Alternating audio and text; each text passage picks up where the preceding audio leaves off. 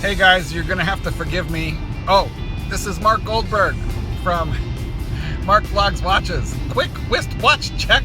Quick whist watch check.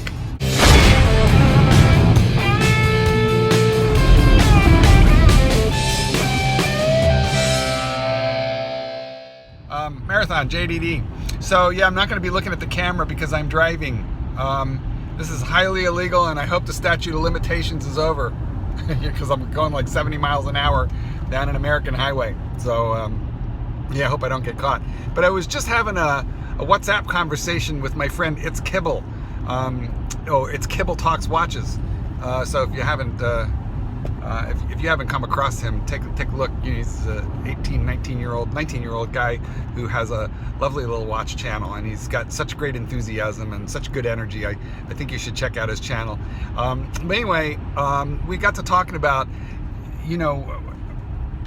what we say to subscribers or how we make our videos and whether we have to be careful. I was talking about having to maybe be careful about not pissing off snobby watch subscribers if they don't like a particular watch that I like or that I'm attracted to or that I want to review. And I realized, if probably the best subscribers are the people that you don't have to worry about. Meaning, if I think about subscriptions, if I think about subscribers, I almost can't make a video. Because I'm kind of naturally a dick, and if I have to stop that, then I'm not sure I can make a video that anybody would want to watch. So although I do hope you subscribe, I do hope you like my videos, I do hope that, because everybody wants some kind of validation. I think what you're going to get on this channel is pure, unadulterated, Mark. I just can't help it but be myself.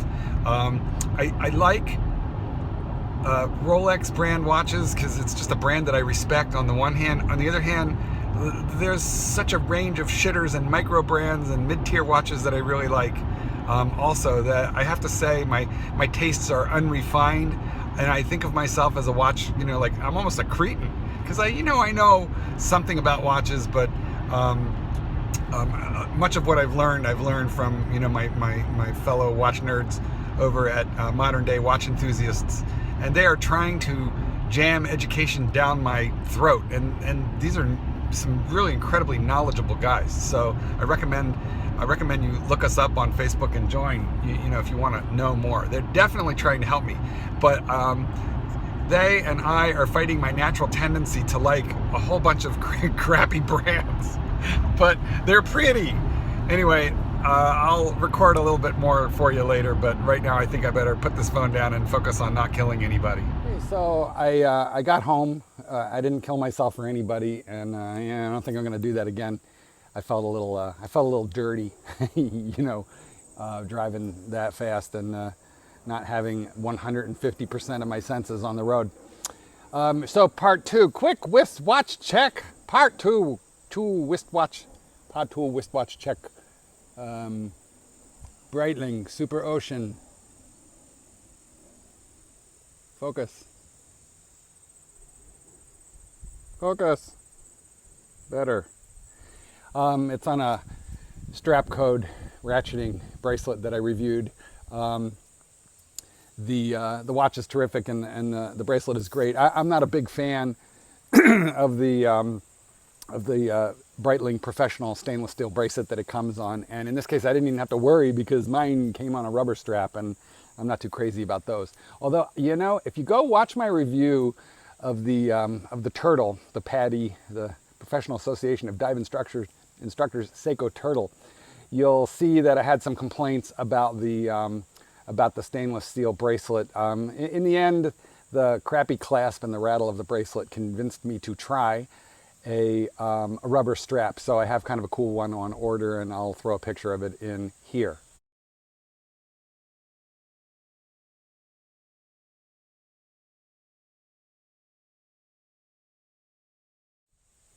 Anyway, so that's the strap that's coming in, and I hope that you like it. I'm not sure I will, but we'll see. It was only like $18 on eBay, so at least even if I don't like it, maybe it'll give me the idea about whether I can get away with a rubber strap for that particular watch. So yeah, we'll see. So I'm not going to take up much more of your time today, But I'm just going to address one quick thing in this sort of this is not a daily vlog that I do, but just sometimes I have random thoughts that aren't really worth making a 10-minute video on. But it has to do with the sloppy factor in the watch. You'll notice, I got a bit of a gap there. See the air gap? It's just a little hard with this camera work, but you'll see a little bit of slop in my watch. And and this is a ratcheting watch, which means that I can make micro adjustments.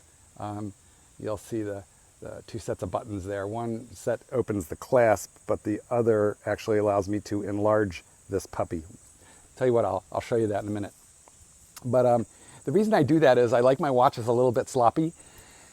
And, I don't always want to carry a toothpick in my mouth to get into the micro adjustments that some of the older bracelets have. That's handy, but you kind of need a toothpick. Don't use a paper clip. Those of you who use paper clips are scratching the snot out of your watches. Use a toothpick. You won't scratch anything.